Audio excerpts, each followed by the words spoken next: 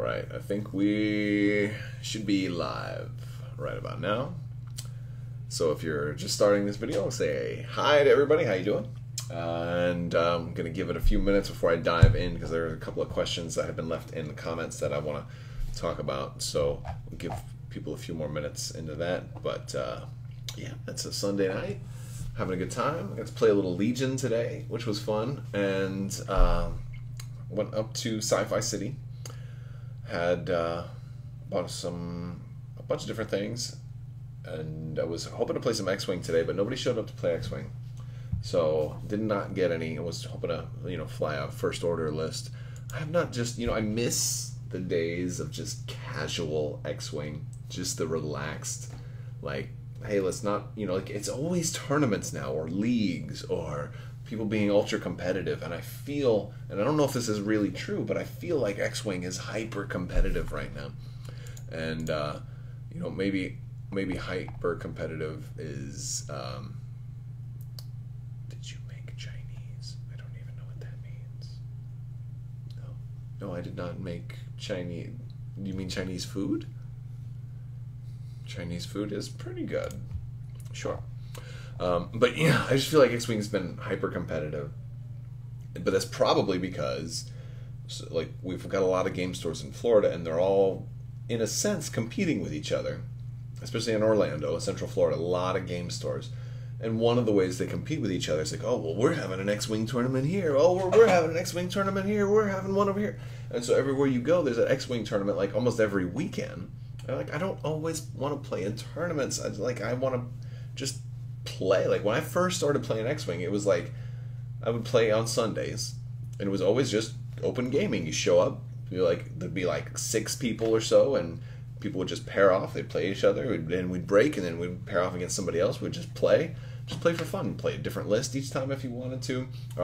Sometimes we'd do like an epic game, and we'd just get those going. We do team games sometimes, and it was just casual. And then once in a while there'd be a tournament. So it was like once every 2 months there was a tournament. Once every 3 months there was a tournament. But then it was and then sometimes we do custom scenarios, and then more just casual play, and more testing new lists. And when a new wave came out, everybody showed up. Then you'd have like 15, 20 people or so, and everybody's just playing casually, trying out new lists, having a good time. That's what I miss. And it feels like that's not the case anymore. It's always another tournament with X-Wing. And I think that's one of the things that I like about Legion, is that it's not really the best game for tournaments. It's more, for me, I feel like it's more of a game suited towards casual play. Let's show up and play. I'm going to build this cool board. Okay, let's play on this terrain. Oh, I'm going to build this cool board. Okay, let's play on that terrain. Whereas tournaments, it's becomes so much more complicated over like tournament terrain. It's like, is every table equal? Is every table the same, etc.? And it's rough. It can be rough. I've seen a lot of people complaining over Gen Con and some of the other tournament setups, and there wasn't enough tournament in some terrain. And some people say, oh, well, this is not fair. Whoever plays on this terrain is going to have an advantage, and well, this terrain is going to have, and I'm like, you know what? You should just be prepared for everything. You should be prepared to play on a flat surface or super, granted, a flat surface would not be appropriate, but, gosh, I'm looking for some of the things that I wanted to add, that I wanted to address, and I can't find the specific comments, but I'm going to talk just in general, I suppose.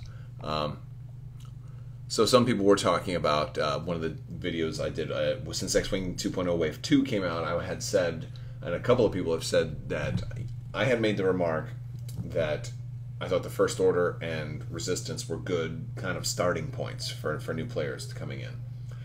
And people said basically that that's not true. That's not a good place, because then they still have to buy a core set which has stuff for factions that they're not going to use, and then to get the other ships, then they might have to buy more like 1.0 stuff, because like right now, if you want to play First Order, the only 2.0 expansion is actually just the TIE FO, and I'm like, okay, I understand that.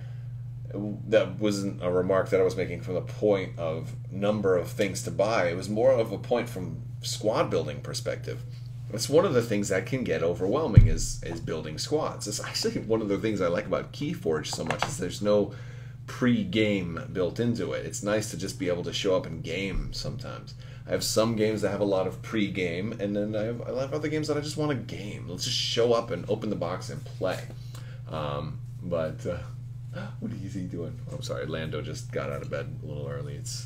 He's supposed to be in bed right now, but so I feel like with the First Order and the Resistance, because there are so many fewer ships and so many fewer combos to remember and so many fewer builds and cards to memorize and so many fewer things to consider when squad building, it might be a little bit more simple. Like, hey, you know, I just want to run 4 T-70s, you know, or I want to run maybe one of each ship. You know, I don't know if you can actually fit one of each, but you know, you can actually play a lot more of what the faction has in a single list, and it should be a little simpler as far as the design and the pre-game go.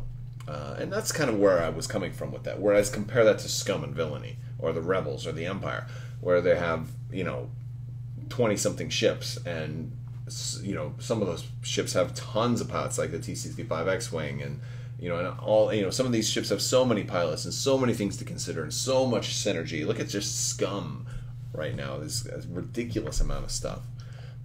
So it can be a little intimidating for a new player to come into it like, oh, well, you're going to play this faction. Well, you need this, and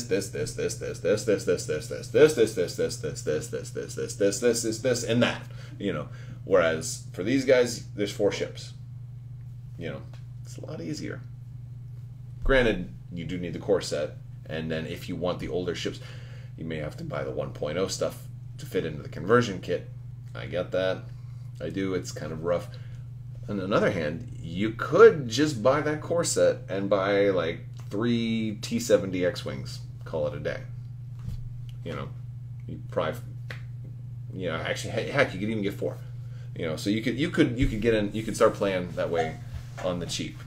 So, yeah, that's kind of my mentality going into it so far. So, yeah, wow, I feel like I'm all blurry all of a sudden. What is going on? I feel like the kids were messing with the camera today. So, sorry if I'm blurry. There we go. That's fixed. It's fixed. So, I also brought Battlestar Galactica up to Sci-Fi City today, but did not get any games of that in. And I was talked in to, some people have been trying to get me to play Kill Team. So, I did manage to walk out of the store with a Kill Team starter. So I don't know really anything. I've never played 40K or anything like this before, but maybe we'll get into this in here in the next week or so. That's gonna be pretty interesting. I got a barking dog, so I'm gonna pause for a second. I'm gonna let him in. Come on, mister. Come on, mister. Come inside. What did he just bring in? Is that a dead squirrel? No, it's a peep. It looks like. I don't know what that is. That is... Oh my goodness. What are you... Sorry, I think the dog brought something in. Here it comes. What is that? Alright, dogs are crazy. Dogs are nuts. Alright, I'm going to look to some of your comments now. We'll actually get into the... Oh, let's let him... One of his bones. It's his bone. It's his bone. It's covered in dirt. Ooh. We'll just leave it. Just let him have it. With it. Gross and filthy. Yeah. It is. Well, he almost bit one of the kids when they tried taking that from him. I would just leave it. Oh! Just oh my. Yeah. All right. So today the dog wants his dirty bone. All right. So let's see. Yeah, we're gonna look at some. We'll take some questions here. Kind of rebel turret ever panic and move to the end of the board? Just asking because it's stationary. So that's actually a very, very good question. Because if you panic, this is a Legion question. If you panic, then like the only thing you can do is to run away towards the closest edge of the board. Well, for a stationary unit in Star Wars Legion, if they panic, the only thing they can do is run away. However, because they're stationary, they can't run away. So what ends up happening is they panic, they do nothing. Because the only thing they can do, they're forbidden to do. So they basically panic and stand still. So they can panic. However, when they're in a state of panic, they actually don't move. So there you go. Good question. Good question. Have I played some KeyForge games recently? Yes, I played some last week. I played a lot during launch week. Haven't played as many in the last couple of days. It's been very, very busy around the holidays, so I have not gotten to get as many games in as I would have liked. But yes, I am still very much in love with KeyForge. I love how simple it is, how easy it is, and just, you know, how low maintenance the game is. Gosh, if you guys aren't already, get your loved ones the stocking stuff or get some KeyForge Archon decks. That's just such a great thing to just, because it's so much fun to open up and you have a whole new deck to play with. It's just amazing. All right. All right. So let's see. We're gonna look at some more questions. In the next points adjustment, will ships go up or down or stay consistent in points for X-wings? In my opinion, I don't know if their points are going to be adjusted that much until things start to get out of control. Until things seem like they're broken, I don't know if there will be that many points adjustments. I haven't played. I haven't really played competitive X-Wing 2.0 since it's come out, so it's hard for me to say if something is broken right now because I haven't played very much. I've played only a handful of games. I feel like, though, one thing I will say is I feel like the tractor, those pilot skill 1 quad jumper tractor guys are really, really effective for the ability they have and their points cost. I wonder if that might change. Maybe could see that becoming a little more of a burden to take them, just because Initiative 1 is so good for them. You know, it's almost like the Initiative 1 should cost more than the higher initiative guys. Almost, but maybe not. All right. What unit are you most looking forward to in Legion for Clone Wars? Well, I have made it no secret that I really want a Gungan army. It started out as a joke. As actually, I think my friend Sean actually suggested it first, that he wanted a Gungan army, and I decided that that sounded really good.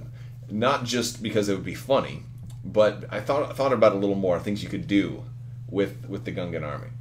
So first off, you can have that big shield generator, which would be awesome, right? And then you can also have the guys riding the little Velociraptor thing, so you could have that going on too. And you can have the Gungan army, the Velociraptor. You could, and then you can have the big shield generator. You can have characters with the Boombas. Have a heavy weapons guy that's the Boomba carrier, and the rest of the guys are just holding shields. Maybe they have no ranged attack, right? And maybe the Boomba heavy weapons guy is the only ranged attack he got. Maybe he gets like a 3 red dice ranged attack for 1 mini, but he's the only ranged attacker in the thing. Maybe it's an exhaust, right? Because the Boomba, you have to throw the exhaust. I mean, I was just thinking about all these mechanics that could work into that game. But yes, if they're melee only, but they have the big shields, it's going to protect them from ranged attacks. Like, the more I think about the mechanics of that battle on Naboo, the more I think that Gungan army tech could totally work in Legion. Now, I don't expect we will get a Gungan army in early Clone Wars. The stuff we're going to get is the more recognizable stuff, the more fan-centric stuff, the things that people are really, really into. So I think asking for a Gungan army is the equivalent of asking for Ewoks in Legion right now. May see it someday, but it won't be today. It may be like when they've kind of gotten all the stuff out of the system. Once they're like, okay, what are we going to do now to do a fun spin on the game? Once the game's starting to get older, maybe we'll see that. But also, I am looking forward to seeing Grievous on the battlefield, Darth Maul on the battlefield. I really like those, and I think they're going to look beautiful, especially painting like Grievous's lightsabers. I think that'll be a really fun one, because painting is a big part of Legion for me too. I really enjoy the painting. And that's something I think that I'm going to enjoy with these guys for Kill Team. I think this will be a lot of fun too. I love listening to an audiobook and painting. And so I think characters that are going to be fun to paint will be really cool. Maul will be challenging, but Grievous will be really fun. And it'd be cool to see what people come up with for different lightsaber colors for him too, because I would hope that you got a 4 lightsaber drawn Grievous, because that's the way to go. Like, I don't want to see Grievous just in his cape, like, looking down. I don't think they'll do that. That'd be a crying shame, and I would definitely have to order a custom one from somebody else. But those are guys I'm looking forward to. I still want Rancors also. I would love to see a Rancor, especially if it's like some type of neutral unit. That could like be, could be crazy, or maybe you can have a Rancor Keeper, and then after you kill the Keeper, then the Rancor runs wild and attacks everybody. Fun stuff like that. I made this joke today playing Legion. It's like, I feel like when we're playing these games, we need to have... What are you doing? What are you doing? Dog here. Anyway, we made this joke that like there should be like an invisible chalkboard. So even if you lose, if you do something cool, you get to chalk one up on the fun board. Like, yeah, you may have won as far as victory points, but I have more fun points than you. And so things like that like really help with the fun points. Going back to the Gungan army, I feel like Jar Jar Binks would be an amazing commander. Not like a really effective commander. Like, maybe you roll a die and he either does something awesome or does something terrible, and it puts that game of chance into the game. Like somebody you would never bring to a tournament because you could totally lose the match on the flip of a coin. But at the same time, he could do something really, really cool on the flip of a coin too, right? And so it would be really, really fun to have stuff like that.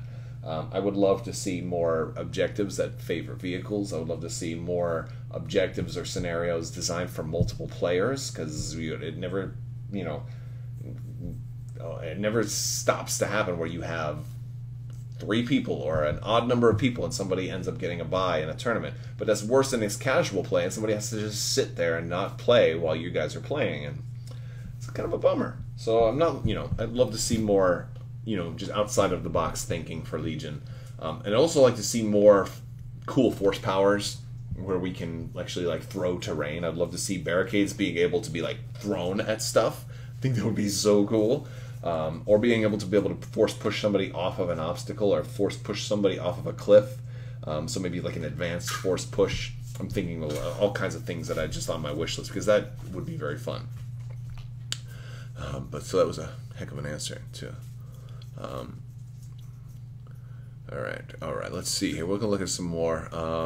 Battle of Geonosis was over flat ground. Could be fun for massive Clone War battles. Maybe. It was pretty flat, but I think some of their own ships and some of the actual units ended up adding a little bit of fun to that. But the key there too is that the distance was so wide. I think the Battle of Geonosis is leading itself towards, like, I hate to say this, but I feel like we need another Star Wars miniatures game. I don't hate to say it, I guess. It sounds rough to take in. And this is, as much as I enjoy Legion, and I honest to God, I do, it shouldn't have been made. And it's too late. It is made, so whatever. I'm playing like Tuesday morning quarterback, right? It should have been in a different scale. Like, if you're familiar with 40K, they came out with a game recently called Adepticus Titanicus, I think that's the name of it. And basically, it's like the Armada to 40K, but on the ground. And it's like these massive units, but they're only like this big. Where this is a unit, if it was 40K, that would have been like that big. So it's basically, if Star Wars had something like that, it would be like you would have an AT-AT walker at about maybe this tall, an AT-AT walker, and so you'd have troops, like you'd have, if you had troops, like it'd maybe just be their vehicles, or they'd be like just a marker on the ground of where you have like 100 troops or something like that. So like a massive. I want a game that allows me to do the Battle of Geonosis or the Battle of Hoth, like the whole thing, attacking a fortified position with 7 walkers plus ATSTs plus orbital bombardments plus tanks, artillery, whatever, extra stuff, air support. I want air support. I want TIE bombers flying overhead also. And you have AA cannons and stuff like that. I want all of that in a ground game. I want a large-scale Armada-sized ground game. And I was really hoping that that's what it was, because I feel like X-Wing could have done something like that. I feel like X-Wing could have been, like, because it's in the right scale. It's in the right size. The size of X-Wing works for a game like that. and you could have used your X-Wing TIE bombers to fly over a game like that. It would have been totally appropriate for a 6x3 game. X-Wing Epic, just modified for ground warfare. Maybe you have to change a few of the rules when it goes into ground warfare. I still would love to see that, but yeah, I feel like it's going to have to be a whole new game. And they'll probably make it at the scale in between X-Wing and, I don't know, something else. But it'll be slightly off. And the thing is, that's fine. If the walkers can be a little bit bigger. But you have to look, if you're going to do something like that, you have to think of what's the biggest unit you're ever going to make. And make it so that that's not absurd. Like, honestly, Armada should have been a little bit bigger in scale, if I'm being honest. And I love Armada. But it should have been made with the idea of Super Star Destroyers from the beginning and then scaled back. So this way you don't have... Granted, the Super Star Destroyer is going to look glorious on there, and no doubt about that. But, like, I want bigger battles, right? I don't want to just run 3 ISDs or 2 ISDs and a support ship or 2. You know, I want 7 ISDs. Yes, I know I can just homebrew it and raise the point cost, but then it starts to fill up the map, and it gets overcomplicated. ISDs, instead of being like this big, should have been like this big. Like, ISDs should probably have been about the size of a Victory, or maybe even a little bit smaller than a Victory. You could have still made them look gorgeous, right? And the problem you run into at that point is then your small ships end up being really small, and I get that, but you have the sliding scale anyway. I would have just scaled, you know, Armada down by like maybe another 30%, and then you could have had a lot more stuff on the board, and it would have allowed for much bigger ships too, and then you could have even, you know, you could have done a lot more stuff. But that's just me. I like the contrast of like huge units and small units, and I like having really, really full battlefields, and you know, but I feel like that ground war game is something that's really missing. Let's see. I'm going to look at some more questions here.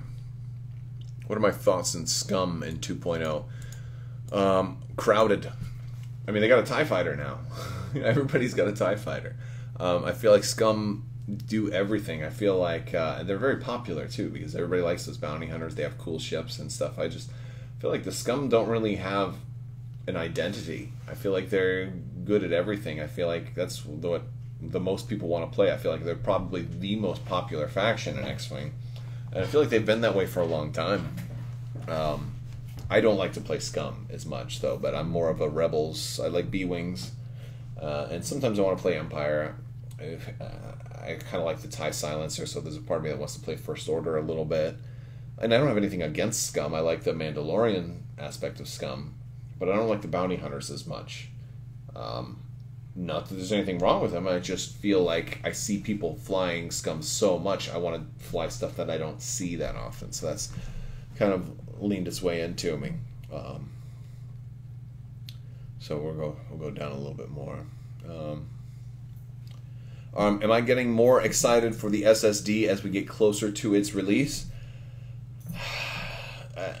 Not as much. I mean, as I don't really know if we are closer to its release. I think that's going to have to wait until like February before I start to get a little more excited. I'm actually nervous about the SSD. I'm not going to lie to you. I'm nervous because it's not cheap to do giveaways, right? And SSD is not cheap. So I'm giving, here in a few more days, I'm doing the SSD giveaway. And that's going to be expensive. So, but I've planned for that, so that's no problem. But what I'm worried about is like I'm gonna have to buy one for myself. I almost forgot about that. And granted, it's not for a while, so I'll be fine. But it's not a trivial purchase. And because in the past FFG has sent me stuff to review, I'm nervous because like if they send me one, but then I pre-ordered one through one of my stores already. You know, you pay in advance. I can probably go ahead and cancel if they do something like that. But here's the thing: sometimes they'll send me something after it's released. And then, like, they did that with X-Wing Wave 14 and then the X-Wing 2.0 core set. And I'm like... And it was, like, a month after it came out for both of those. And I'm like, wait, it's been out for a month. Why did you send this to me now? It's I mean, I'm not ungrateful, but I'm confused. Because in the case of X-Wing Wave 14... I was like, all right, well, I'll make another video because we didn't have X-Wing 2.0 yet. So I'm like, well, this would be cool. I can get a whole lot of X-Wing 2.0 stuff. And we can make full lists of X-Wing 2.0. Except found out a lot of those cards that were in Wave 14, the 2.0 cards, were all misprinted and all kinds of errors and shenanigans with Wave 14. But then, you know, with the core set, I'm like, I just don't need another core set. I mean, I've got so many dice, and I've already got 2 damage decks because I had the Gen Con damage deck, the T65 one, plus the, you know, and like, there's really nothing that I need that extra core set for. So I just did a giveaway with that one. Problem with doing giveaways of extra stuff is then I have to ship it, and shipping is a real pain in the butt. It's one thing, like if I end up with an extra SSD and then having to ship, that's why I do cool stuff gift cards. This way you can pick out whatever you want, and then I can just send you an email with it, and it's just a lot less difficult for me. Because I don't just do YouTube full time. I have a job and a family, and I'm going all the time, and it's so hard for me to just go down to the post office and stand in line for an hour. I don't have the time for that. And, you know, again, they're only open certain hours, so most of my free time ends up being, when I do have free time, it's usually in the evening. That's when I do live streams like this. But so I'm hoping if. Kind of almost hope they don't send me an SSD to. That's not true. I know. I totally hope they do, because I hope they do it early like they did with Wave 7, because I would love to get one early and show it to you guys, and then have some battle reports with it, and you know, and get a lot of coverage out there and hype for it, because I would love to, you know, promote these games. They're a lot of fun, and you know, that would be really cool. I would love for that. But then if I get one like a month late, that's going to be really awkward. That's all I'm saying. And then I'll regret buying the one that I bought, because then I had another one, but I won't really regret it. But it's just a weird, I mean, it's a good kind of problem to have. I feel like I'm complaining over being really fortunate. So I don't mean to complain. I'm actually very, very fortunate, and FFG has been really, really kind to me, and I definitely appreciate that. It's just funny getting something like a month after it comes out, but like, here's a review copy. I'm like, I already reviewed it when it came out. Here's a link to my video. I can't really review something twice. I'm like, here's my water bottle. It was just as good the first time I drank it as it was today. Crisp, cool water flowing through the water bottle. And here's another one. Yes, it's almost exactly the same, except this one I just got today. You know, like that's what I feel like. Yeah. It's a little odd. Let's see. Let's find some more stuff. Let's see. Can you do a standby for an Imperial turret after you move? Does cumbersome affect your ability to use a standby action? All right. So you're talking about the E-Web, which is not really a turret, but I think that's what you mean. Yes, you can do a standby after you move. So it says you can't move. The cumbersome word, and it's not only on the turret, it's actually on other weapons as well, means that you can't move and shoot during your activation. Once you say you're done, your activation is over. So you can shoot on a subsequent turn. And the important thing about that is that applies to other things, because standby isn't the only thing that's going to let you take a shot outside of combat. For example, Emperor Palpatine has pulling the strings. So he can let you shoot outside of your combat. So in other words, and that's actually a really great combo too, E-Webs, you can move and standby. That's generally how you're going to use them, because the idea is they move and then they have to get set up to shoot. And by the time somebody else triggers their standby, they're already set up. That's thematically the way it works. But yes, that's also the intent. That's how it were designed. That's how it's supposed to work. One of the cool things there is that Palpatine can potentially make an E-Web move as well. So the magic combination here is activate Palpatine, make your E-Web move, right? Then you activate the E-Web. Now it can move and standby. So it got 2 moves, because again, it's got plotting. The E-Web can only move once during its activation. But if Palpatine made it move during Palpatine's activation, that doesn't count as the plotting requirement for the E-Web's activation. So the E-Web can potentially move 2 times that way. In theory, during the opponent's activation, if they trigger standby, the E-Web, in theory, could also move during that activation as well. So you could, in theory, move an E-Web 3 times in one turn if you had Palpatine and you used standby. That's not always the best thing, because the E-Web you kind of want it to shoot, but because it does count as a trooper, in theory you might want to move it. I've said in theory an awful lot here right now. In practice, I have made an E-Web move with Palpatine to get it into a better position, and when standby was triggered, I would usually shoot. So in practice, you don't want to do it that many times, but Palpatine's pulling the strings is a really fun ability. Being able to make somebody else move or shoot is good. They do have to be a trooper, though, so you can't make like an AT-ST shoot twice. I know I'm jumping from one question to a different topic, but yes, you absolutely can stand by with Cumbersome and then shoot, because it will not be your activation when somebody triggers your standby. Have I flown Kylo? I was ready to fly him today, but I have not been able to fly him yet. Maybe this week. It's tough. It's harder and harder for me to get out to X-Wing League nights, and even when I can, then again, it's all competitive, and I'd like to play more in a casual format to test things out first, especially when stuff is new. But I have limited availability to play as much as I'd like anymore. Right, and I've been playing X-Wing actually much less lately. It's harder. All right, let's see. Are they going to differentiate Clone War scum from Galactic Civil War scum in X-Wing? Very good question. I can only speculate. But here's what I can tell you. Because I asked this question at Gen Con, and I didn't get an answer. I asked that Corey Connexa, and I think this was either too far out, or it was stuff that they just weren't prepared to discuss yet. So here's what I expect is going to happen. A little bit of both. I expect that because Clone Wars, or rather because Scum already has stuff for multiple timelines, and in that it has the quad jumper, I expect that future Scum and Villainy stuff from the future timeline, like if you follow Star Wars Resistance, there are pirates. Those pirates could very well end up in the Scum and Villainy faction.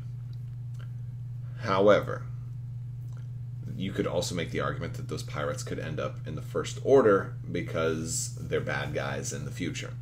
It could be for a game balance thing where Fantasy Flight just says, you know what? The Jump Master was a mistake. We shouldn't have put other timeline stuff in Scum. Scum should have been Galactic Civil War Scum. And as a matter of fact, I could even see them splitting Scum into multiple factions at some point. I don't think that'll happen just yet. So on to your original question, which is, for the Clone Wars era, you have a lot of Scum in the Clone Wars era. However, some of those Scum were working expressly for the Separatists. So in the case of Jango Fett, I expect Jango Fett to be a Separatist. Even though he is a bounty hunter, we only saw him in service of the Separatists, and I understand that he is Scum, but I think that's a time where maybe gameplay balance and faction requirements are going to trump the fluff. So I think he'll end up being in the CIS and the Separatists. Some other rogues or Scum and Villainy type personnel that could have been Scum may also end up for the Republic, like Nim. Well, no, Nim is actually a bad example because Nim is already in the game. But people like Nim, other rogues who flew for the good guys could in theory be in there. And I can't even think of one. I'll use modern day stuff like Ketsu Onyo, who helped the Ghost crew. If that same storyline were in the prequel timeline, I could see somebody like Ketsu Onyo being put on the good guys' side. But so I think they will probably do that deliberately to balance factions and not just hyper-inflate the Scum and Villainy faction. But at the same time, I guess it's okay if the Scum and Villainy faction is hyper-inflated, just because it's already inflated. So what's doing it even more going to do? I don't know. I imagine it makes game design, expansion design, and playtesting very, very difficult, because now you've got, we have this new upgrade. Oh, okay, we'll test it with Scum. Oh, all right, we have 400 ships, and we have 40 trillion permutations of builds that we have to think about. I think about that. Whereas creating new stuff for the existing factions, or the new factions rather, it's going to be very, very easy because you only have to balance stuff against 4 other ships. So, you know, it becomes a lot easier that way. Now, certain characters will be CIS, right, like Jango Fett. But I think certain other characters like Cad Bane might, in theory, be scum and villainy. And I think it depends on 2 things. It depends on the fluff, because certain guys were worse. Some guys were more aligned with the Separatists than others, and then certain people were more, you know, are probably going to be more broken in the scum and villainy faction than others as well. Although it would be really cool to have Jango Fett and Boba Fett flying side by side. That would be cool. Let's see, we'll find some more questions here. Alright. Yeah, I asked that one already. All right. Whoa, it jumps. There's a lot of you, so I'll try to get to as many as I can. Hope you guys have your Christmas shopping done, or holiday shopping, or Hanukkah shopping. I think Hanukkah's over now, isn't it? Happy Hanukkah, by the way. All right. I'm using 200-point Armada lists to start teaching my 10 and 12-year-old. Any other suggestions on getting kids into the game? 10 and 12. So my oldest is 9, and I wouldn't think that Armada might be the best fit there, but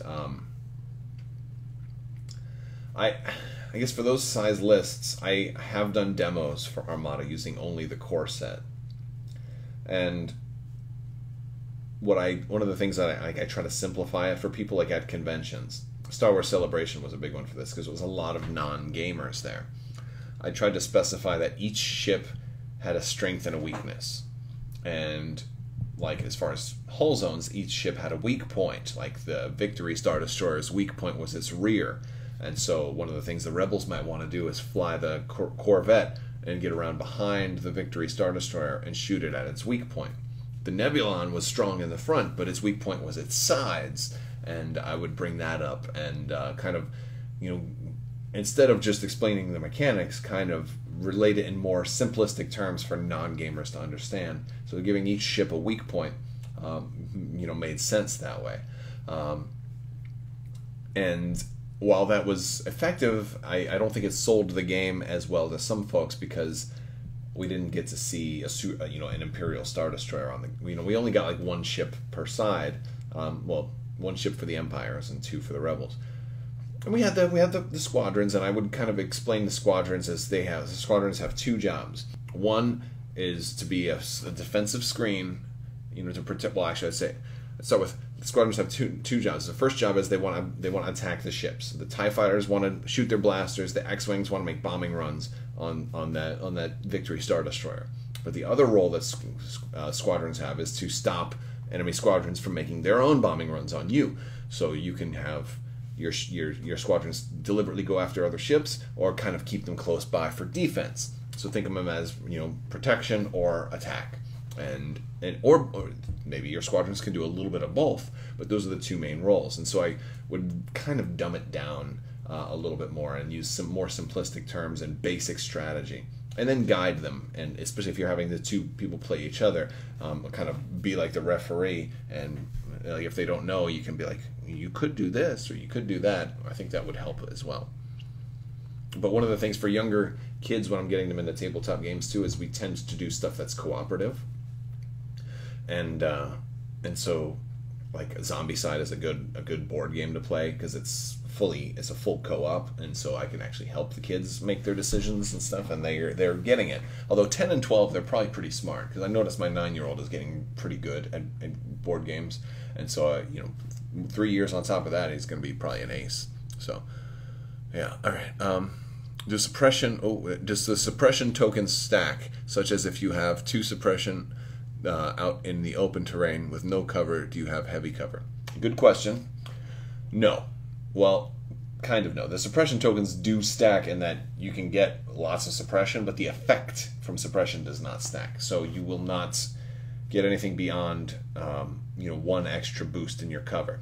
And so if you are behind a tree and only have light cover, that suppression will bring that up to heavy cover. So you can get heavy cover from suppression if you're already had light cover to begin with, but the suppression effects will not stack. So the only way you're going to be out in the open with suppression and have heavy cover is if you have low profile, I think is the name of the effect, that raises your cover value by 1. Because then getting even that first suppression brings you up to, low light cover, and then your low profile then kicks in because you have to have at least 1 cover level to raise it up to heavy cover. So no, the effects don't stack, but the tokens certainly do stack. So the more you get, the longer you'll be suppressed, and the harder they are to get rid of, because you're only moving 1 at the end of each turn, and you have your rally steps, so you can still get rid of some that way. But also you can panic. So, all right. Do you think you could realistically do a Death Squadron build once the Super Star Destroyer is released? I'm not sure what Death Squadron is. If that's something from Legends, my Legends reading list has been very small. I missed a lot of stuff, books that came out. I didn't do a lot of reading after high school. I read like a lot of Kevin J. Anderson books, and then I joined the Army and stopped reading altogether for a while and spent more time with video games, and didn't pay very much attention to the expanded universe until much later in life, and so I missed a lot of that stuff. So I apologize, but I'm not familiar what Death Squadron is. But I would assume that if we have all the ships that represent it, then sure. If a Super Star Destroyer is part of that, then sure. I'm sure people will want to repaint the Super Star Destroyers. I probably will not. But yeah. All right. Also, the Battle of Endor. I'm waiting to recreate that once the Super Star Destroyer comes out. That'll be a fun one.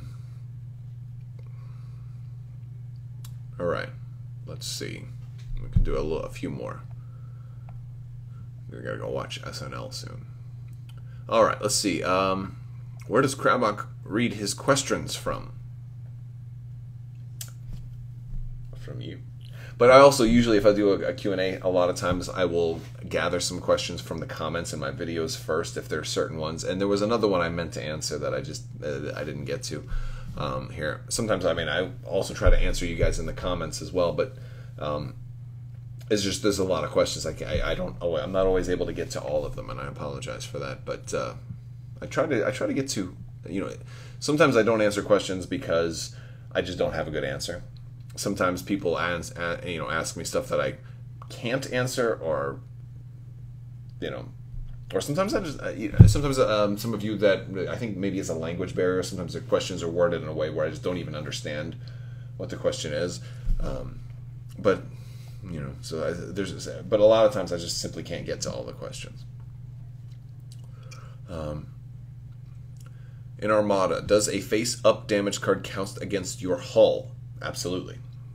So, example, a ship has 6 hull and 5 face down and 1 face up. Is the ship dead? Yes.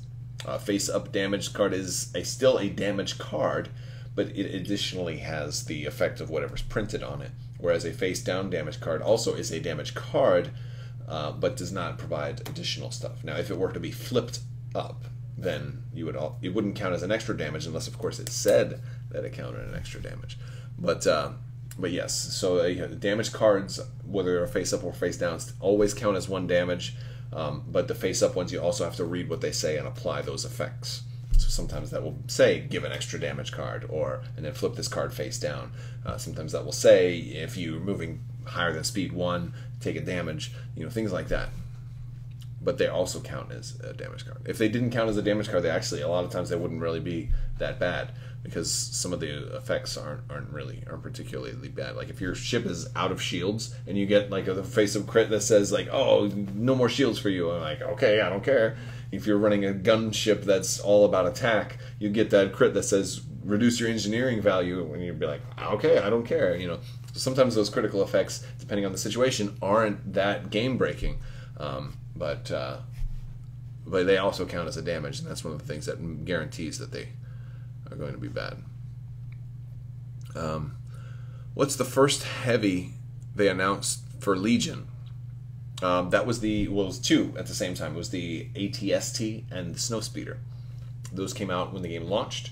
They are not particularly tournament effective that much. They're, the Legion is primarily won by troops, and so they're not the most tactical things in Legion, but they're really, really fun, and they're gorgeous, and they're big, and they can win you games. They're just, from my experience, builds that are built more focused on troopers tend to win the game more than builds that are focused on vehicles. But those are the first heavies that have been announced. And I'm sure they will not be the last. Alright. Death Squadron is canon, 4 ISDs and 1 SSD. Was that in the comic books? I stopped reading the comics. I'd read some. I read maybe about once they started doing the comics, I read up to Vader Down, and just like a little bit after the Vader Down series, and the beginning of the introduction of Dr. Aphra, but not the Dr. Aphra comic. So the first Lando, some of the Leia comics, it was too much to keep up with, so I didn't read all of that. Although I heard the Poe Dameron comic was really good. And some of the later Vader ones, I'm seeing a lot of really good stuff out of those too. If you were using a custom ship, would you use Armada shipyards? Even the quad, is that the quad drive shipyards? I don't know. For my preferences, it has to do with the graphic style. Like, I think like the quad drive shipyards, they have their own style. Like, if somebody printed one of those out, you would easily recognize, oh, that's not the Fantasy Flight shipyard, that's the quad drive, and their stuff is great. It's actually a great resource. I just like, if I was going to use a custom card, I want mine to look exactly like the FFG one. So I tend to make my own. That's like, if you notice, like when I did the Nunchuck expansion that I have on Crabbok.com, all those cards, I didn't use quad drives. I didn't use the shipyards for that, which I could have. It would probably save me a lot of time. But I photoshopped existing cards, copied all the artwork from existing cards, of the card layout. I, borrowed artwork from YouTube, or not YouTube, from Google, and changed art and recolored things, and kind of did my own version of other arts for other games, and made those myself. But I made those to mirror actual FFG upgrades, just because that's how I want them to look just like the real ones. But I also put a nunchuck symbol on there, so it was like as if it was like when Magic the Gathering would make an expansion and they put that little symbol, like this is from this expansion. I put a little nunchuck symbol on there. So I like for mine to look exactly like the real thing. But I have seen some cool promos that look really cool, like custom-made promos that have a totally different design scheme, and those look really cool as well. But that's just my preference. It's nothing against Armada shipyards or anything like that. I just, I like them to look exactly like the FFG for my own personal preference. All right. Let's see. Do you think the Umbaran fighter will come into X-Wing 2.0? I think that's one of the Clone Wars ships. I think it will. Yes, I think that one was actually requested by a lot of people.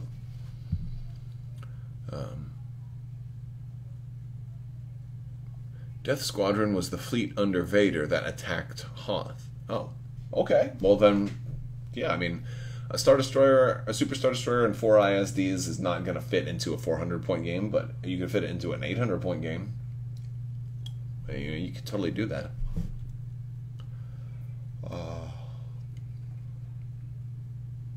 All right, I think we're running out, so I'll take one more, and I think that's going to do it. I'll take two more. Do you think they'll do sequel ships for Armada?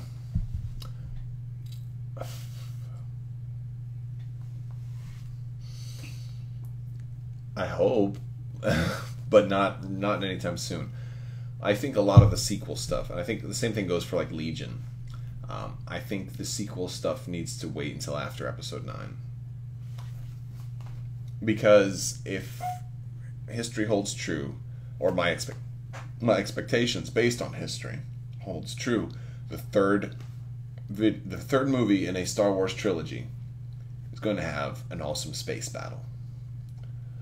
Episode 3 had an awesome space battle at the beginning. Episode 6 had the world's greatest space battle. Well, second greatest, because I think I have to give Rogue One points for being like the best space battle now. But it has the advantage of being made in modern times versus Return of the Jedi, which was made in it came out in 83. So if you give them points for like technology inflation, Return of the Jedi, greatest space battle of all time, considering when it was made and what that meant for special effects as a whole. So it stands to reason that Episode 9 will feature a great space battle. My logic is that, okay, the resistance is almost gone, right? And they have to rebuild or whatever. And they had allies out in the galaxy and people had lost hope. So I think there's a lot of ships out in the galaxy that could fight the First Order, but they've lost hope. So my thing is that the time gap between episode 2 and episode 7 or 8 and 9 is probably going to be at least a year. I think they said like 2 years, something like that. And maybe Leia's message has gone out, and Luke Skywalker's deeds have encouraged the spark of hope back in the galaxy. So now people that were on the fence, these commanders who were like, oh, I don't know if I should send my ships, now they're going to send their ships. And they have to wipe out the First Order. But there's no way episode 9 ends and the First Order is still running the galaxy, right? There's no way the First Order is still this dominant power at the end of episode 9. How do you stop that? Epic space battle. And maybe Rey fighting Kylo Ren at the same time. It's going to mirror Return of the Jedi. I don't care. Whatever, it's fine. It's going to. The subtle details will change. I don't know. I don't want to get into all of that, but my point is, there's almost got to be a scene where the First Order has built a new fleet. I'm sorry, the Resistance has built a new fleet, is fighting the First Order. They win, right? The Resistance's new revamped fleet gets a minor victory over the First Order. They actually able to take out, 1 or 2 Star Destroyers with this awesome battle. Resistance is high-fiving each other. We won. And then like Kylo Ren's like, okay, let's actually show them all the rest of the ships that we have. All of a sudden, overwhelming. It's like 40 Star Destroyers, 80 light cruisers, 60 frigates, and here's the magic point where we see all kinds of new First Order ships.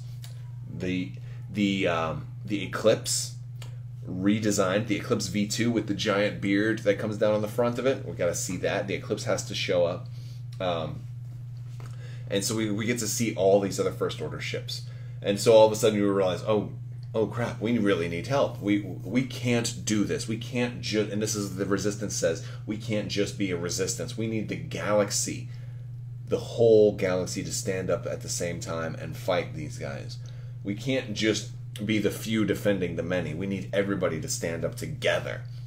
And it's going to be about togetherness. And at that point, all of those little dudes who didn't send their fleet to help in the last episode, now they send their fleet. So now we see a combined fleet of the best of what's left of the Resistance. And this can be some new, MC 110 class series. Like they built a Mon Calamari ship. They got some, some Nebulons. They got some CRs, some Corellian ships and stuff. And great stuff for Armada. But then we also get the Outliner, the Allied ships, all of them converging together. And now Episode 9 gives us this amazing space battle where the galaxy unites and takes down all of the First Order because the First Order all came together in one spot. But that's what I think is going to happen. And that's why I think I don't want really... Let's not worry about trying to do sequel trilogy stuff until after that point comes.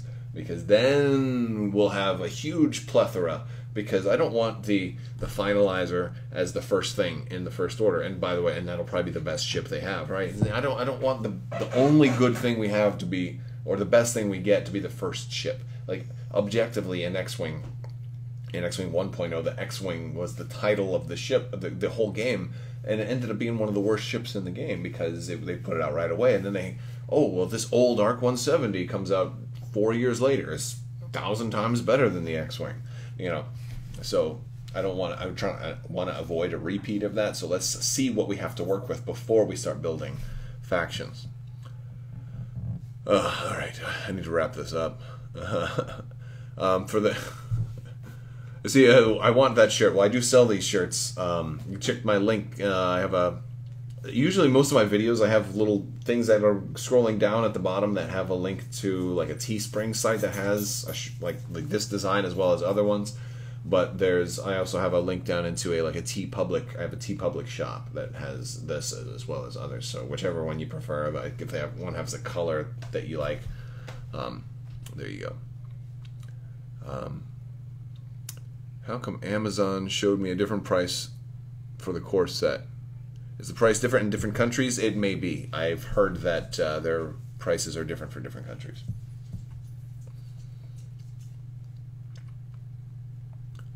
What I put a link to?